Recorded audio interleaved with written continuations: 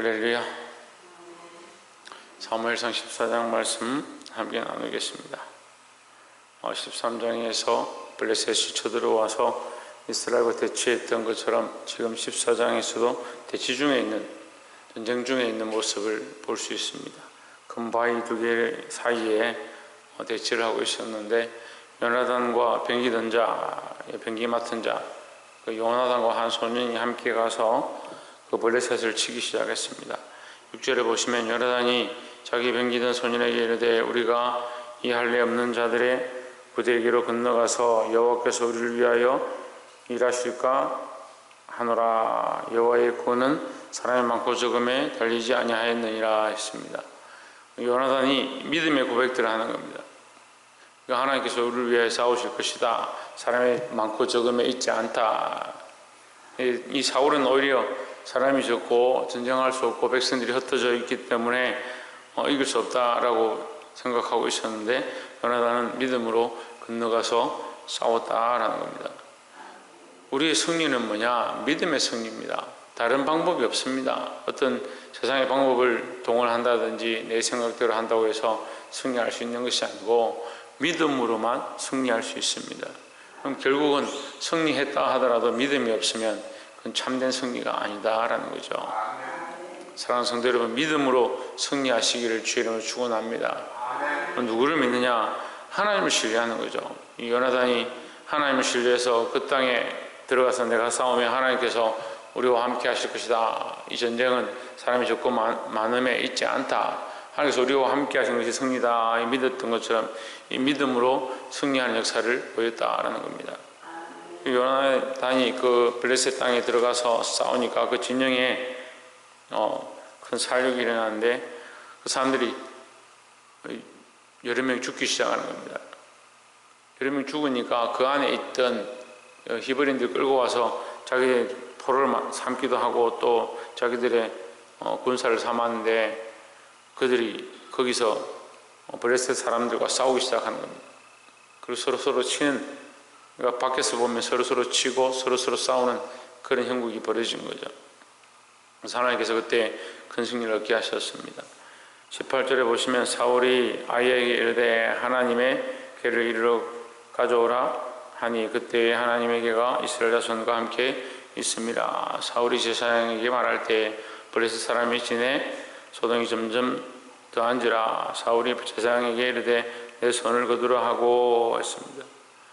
자, 이게 참 무서운 상황인데, 믿음이 있을 때는 하나님을 의지하는데요, 믿음이 없으니까 하나님을 자기를 위한 도구로 쓰는 겁니다. 이 사울이 하나님의 길을 가져와라 했다가 눈에 보니까 지금 당장 전쟁이 점점 커져가고 블레셋 그 진영에 소동이 점점 커져가니까 하나님 나 일단 접어놔라, 빨리 가서 지금 전쟁하는 게 더 급하겠다, 이렇게 생각하는 겁니다. 자기 마음대로 하는 거죠. 믿음이 우선이고 하나님이 우선이 아니고, 하나님 믿는 믿음이 우선이 아니고 자기를 위해서 자기가 필요할 때 쓰는 겁니다. 근데 지금 쓰려고 하니까 현실이 당장 지금 전쟁이 더 심해지고 급하니까 놔둬라, 이렇게 하는 거죠. 그건 뭡니까? 필요할 때는 하나님 찾고요, 필요 없을 때는 하나님 버리는 거죠. 믿음이 아니에요.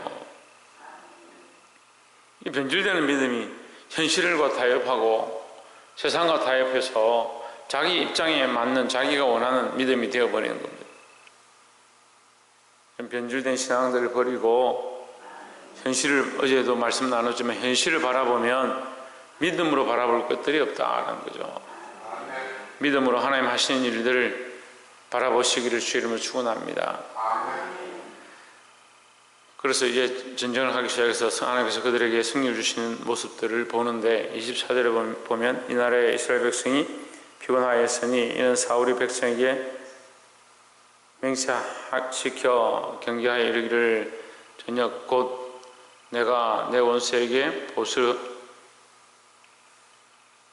보수하는 때까지 아무 식물이든지 먹는 사람은 저주를 받을지어다 하였습니다. 그러므로 백성이 음식물을 맛보지 못하고 했습니다.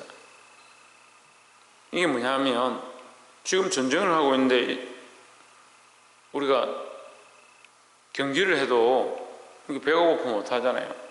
근데 전쟁을 하고 사람을 죽이고 싸우는, 이 목숨을 걸고 싸우는 일에 아무것도 먹지 말라. 사람 긴장하면 조금 참을 수 있겠죠. 하지만 하루 종일 아무것도 먹지 못했다. 자기 생각대로 하는 거죠. 이 잘못된 결정들로 말미암아 이스라엘의 곤란함이 임하게 되었다.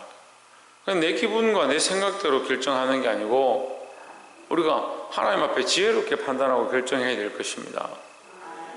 이게 지혜가 없는 거죠. 경솔한 맹세와 경솔한 판단으로 말미암아 이 백성들이 굶기 시작했고, 그리고 피곤하고, 그리고 이 백성들이 무슨 죄를 짓습니까? 예, 고기를 핏째로 먹는 죄를 범하죠. 또 요나단은 무슨 죄를 범합니까? 맹세를 어기고 꿀을 찍어 먹었다.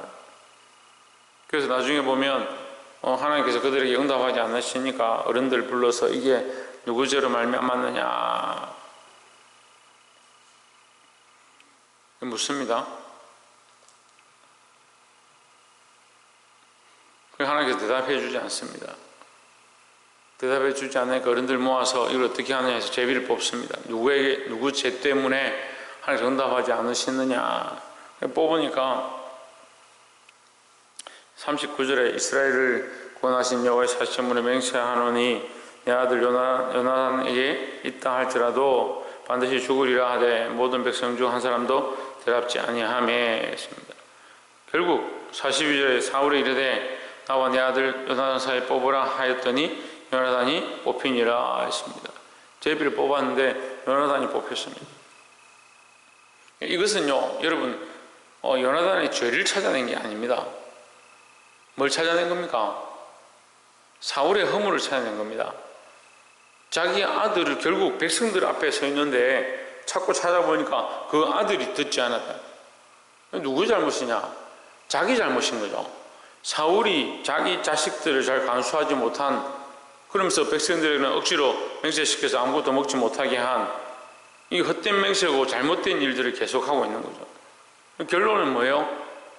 자기 헛된 맹세를 하고 잘못된 판단으로 백성을 이끌고 감으로 백성들로 범죄하게 만들었습니다. 누구의 허물이냐? 사울의 허물인 거죠.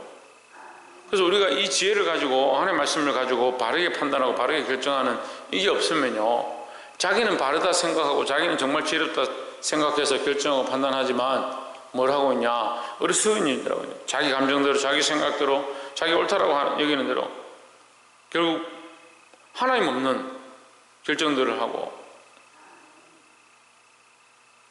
결국 사울이 자기의 허물을 보는 겁니다. 내가 잘못하였도다 이렇게 생각하게 하죠. 백성들이 반대를 합니다. 하나님과 함께해서 가서 이 큰 승리를 이룬 요나단을 죽이겠느냐 이렇게 말합니다.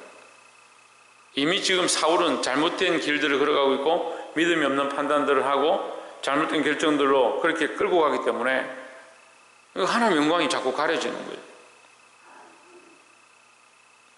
물론 이 이후에 하나님께서 사울을 통해서 이스라엘에 큰 승리를 주십니다. 그의 왕위 동안에 하나님께서 암말렉을 치고 블레셋을 치게 하시는 승리를 주십니다. 하지만 그가 믿음 없는 결정들을 이미 하기 시작했고 하나님과의 관계가 무너져 있었다는 거죠. 우리가 이것을 보고 우리 자신도 얼마든지 하나님 앞에 세워져 있지만 믿음으로 서 있지 않으면 무너질 수 있다. 그것을 기억하고 믿음으로 하나님 앞에 서야 되고, 오히려 사울보다 요나단이 훨씬 더 하나님 앞에 옳다라는 거죠. 백성들 보기에, 사람들이 보기에 그가 왕이니까 사울이 한 업적이 크고 사울이 한 일이 크다 이렇게 볼 수 있지만 하나님 그렇게 보지 않습니다. 그래서 세상이 보는 관점과 하나님 보시고 하나님 인정하는 관점, 우리가 이것을 똑바로 보아야 하고, 인간적인 판단들로 많은 사람들을 죄의 길로 빠뜨리고 폐역한 길로 이끌고 가는 그런 일들을 하지 않도록 믿음 안에 서서 하나님이 원하시는 것들을 선택하고 하나님 기쁘시게 하는 저와 여러분 되기를 주의 이름으로 축원합니다. 기도하겠습니다.